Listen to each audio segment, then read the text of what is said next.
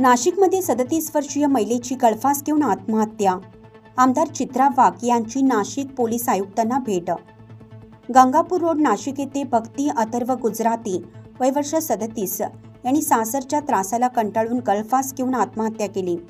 त्यांच्या वडिलांनी गंगापूर पोलीस ठाण्यात तक्रार दाखल केली असून पती अथर्व गुजराती यांच्यावर कठोर कारवाईची मागणी केली आहे. या घटनेनंतर येवला परिसरातील सर्व सराफी दुकाने बंद ठेवण्यात आली होती.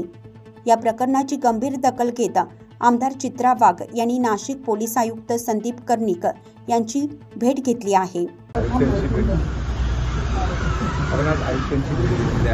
काय नेमकी चर्चा झाली या प्रकरणात, आपली काय मागणी असणार? आपण माध्यमातून पाहिलं असेल की भक्ती गुजराती ही जी भक्ती माडीवाले ही जी महिला होती, नाशिकमध्ये राहणारी होती, तिची सुद्धा हत्या करण्यात आलेली आहे. आणि त्या हत्येच्या पुढे काय त्या केसमध्ये पोलीस काय करतायत याच्या संदर्भातली माहिती आम्ही आज CP सरांसोबत केली. आज त्या ठिकाणी कमिशनर साहेब, त्यांच्यासोबत DCP साहेब, त्यांच्यासोबत सिनियर PI साहेब, ही सगळी मंडळी तिथे आलेली होती. आयो होते केसचे, ते मुलीचे बाबा आहेत, मुलीचे भाऊ आलेले आहेत इकडे. की त्यांचं म्हणणं आहे की ज्या पद्धतीत मुलीला आमच्या मारण्यात आलेलं आहे, गुजराती म्हणून आहेत, फरार आहे अख्खं कुटुंब, त्याच्यामध्ये सासू सासरा आणि नवरा हे तिघही आरोपी आहेत आणि ते आता फरार असल्यामुळे लवकरात लवकर पोलिसांनी त्यांना शोधून काढावं. त्याचबरोबर मुलींनी काही WhatsApp चॅट केले होते तिच्या परिवारासोबत, भावासोबत, वडिलांसोबत, आईसोबत, आणखीन घरातल्या लोकांसोबत. ते सगळे पोलिसांना देण्यात आलेले आहेत.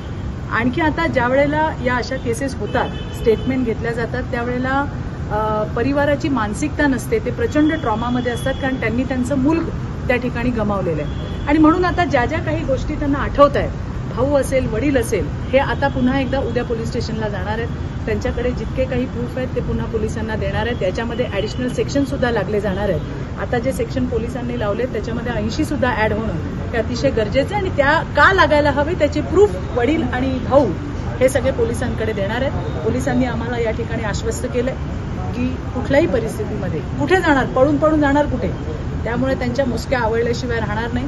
हे गुजराती कुटुंब हे प्रचंड पैसेवालं कुटुंब आहे, त्यामुळे भीती आहे की पासपोर्ट्स घेऊन कुठे परदेशात जात आहेत किंवा काय करतायत. त्यामुळे पोलिसांनी ते सुद्धा बंद केलेले आहेत, ते कुठेही जाऊ शकणार नाहीत. छोटं बाळ आहे 5.5 वर्षाचं, ते मूल कुठे माहीत नाहीये.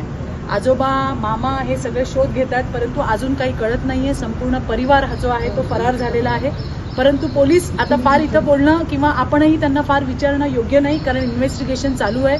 पोलीस राईट ट्रॅकवरती आहेत.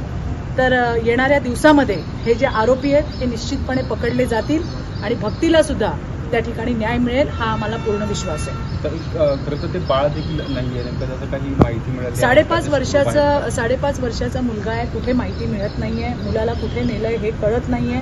पोलिसांनी त्यांच्याशी संबंधित जी लोक होती त्यांच्या घरी गेले होते पोलीस, परंतु तिथेही मुलगा सापडलेला नाहीये.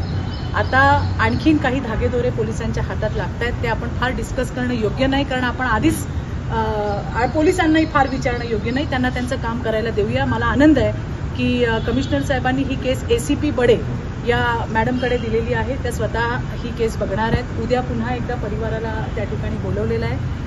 आतापर्यंत पोलिसांनी परिवाराला सहकार्यच केलंय. प्रश्न हा आहे की अजून आरोपी पकडले गेलेले नाही आहेत. समोरचे जी लोक आहेत, ही जी गुजराती फॅमिली आहे, ती इथली प्रथित यश आहे. येवल्यामध्ये त्यांच्या पेढ्या आहेत, नाशिकमध्ये त्यांच्या पेढ्या आहेत, आणखीन बरेच त्यांचे व्यवसाय आहेत. म्हणून कुठेतरी भीती असते की बाबा आपल्या मुलीला न्याय मिळेल की नाही. परंतु आज कमिशनर साहेबांनी अतिशय चांगल्या पद्धतीने ते काय करतायत, कसं करतायत, कशा पद्धतीने पोलीस यंत्रणा काम करते याची संपूर्ण माहिती दिली आहे. त्यांच्या परिवाराच्या मनामध्ये जे प्रश्न होते ते सुद्धा त्या ठिकाणी क्लिअर झालेत.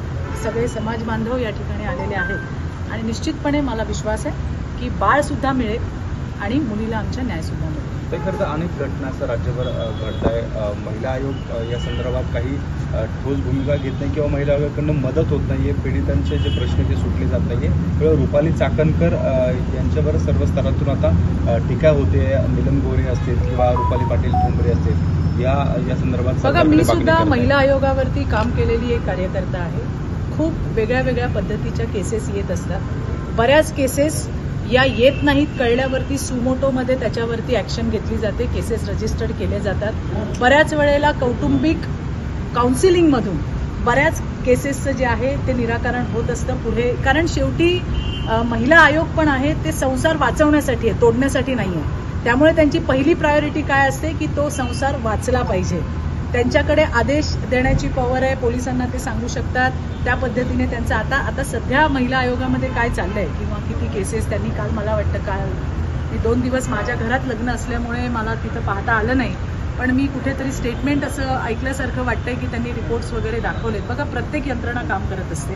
त्या आता यंत्रणेमध्ये कुठे लूप होल्स आहेत, कुठे कमी झाली आहे, हा चौकशीचा भाग आहे. आणि त्यामुळे येणाऱ्या दिवसामध्ये काय गोष्टी झाल्या आहेत, कुठे कमी पडलेत, हे सुद्धा आपल्या सगळ्यांच्या समोर येईल. रुपाली पाटील हुंबरे म्हणताय का वैष्णवी हगवणे जे आत्महत्या प्रकरण आहेत त्या संदर्भात खरंच आयोगाकडनं हलगर्जीपणा झालाय का, या संदर्भात त्यांनी चौकशीची मागणी जी आहे ती आता केली? मी तर सांगितलं की फक्त महिला आयोग नाही, तर ज्या वेळेला त्या पोलीस स्टेशनला मयुरी जगताप नाव आहे ना, ही गेली होती, त्यावेळेला कुठले पोलीस अधिकारी होते? त्यांनी त्या ठिकाणी FIR का घेतला नाही? सरकार काय सांगतंय? महिला पोलीस काय आहेत आपल्याकडे? सरकार काय सांगतंय की बाई एकदा आल्यानंतर ती काय म्हणते ते तिचं पूर्ण ऐकून घ्या, तिला मदत करण्याचे आदेश दिलेले असतात. 112 सारखी हेल्पलाईन आमच्यासाठी काढली आहे. कुठेही असा तुम्हाला स्टॉकिंग होतंय, तुम्हाला भीती वाटते, तुम्हाला मारहाण होते, तुम्ही 112 नंबर ट्राय करा. तुम्हाला काही वेळामध्ये पोलिसांची मदत त्या ठिकाणी मिळेल. हे मी नुसतं तुम्हाला पोपटपंची म्हणून सांगत नाही. आम्ही सुद्धा हे नंबर मी स्वतः सुद्धा चेक करत असते. का चेक करत असते? की चालू आहे की नाही. लोकांनी असं म्हणायला नको ताई 112 कोणी उचलत नाहीत. मी 2दा-3दा फोन लावून डिस्कनेक्ट केले, त्यांचे मला परत कॉल आले, तुम्ही कोण बोलताय, तुम्ही फोन केला होता, तुम्ही अडचणीत आहात का? तर अशा पद्धतीच्या हेल्पलाईन सुद्धा आज आपल्याकडे आहेत. त्यामुळे सरकार त्याचं काम करतंय. आपण सुद्धा समाज म्हणून सजग राहायला पाहिजे असं मला वाटतंय. हा सुद्धा प्रेमविवाह होता, भक्तीचा जो विवाह होता हा सुद्धा प्रेमविवाह होता. या प्रेमविवाहातून पुढे त्यांना 5.5 वर्षाचा मुलगा सुद्धा आज आहे आणि तरी सुद्धा तिचा छळ थांबत नव्हता. तिच्या सासूचं आणि सासऱ्यांचं असं म्हणणं होतं की तू मुलाला सांगत होते की तू हिला सोडून दे, तुला आपल्या जातीतली मुलगी करू, असं करून तिला टॉर्चर करण्यात आलं होतं. त्यामुळे या घटना ज्या सगळ्या होत आहेत, आपण सुद्धा सजग राहायला पाहिजे. खरं तर 21व्या शतकामध्ये आज हुंडा या विषयावरती आपल्याला बोलावं लागतंय. मुली स्वतःच्या पायावर उभ्या असताना सुद्धा त्यांना जाळण्यात येते, मारण्यात येते, मारून टाकण्यात येते. याच्यासारखं नाशिक लक्ष न्यूज ब्युरो रिपोर्ट नाशिक.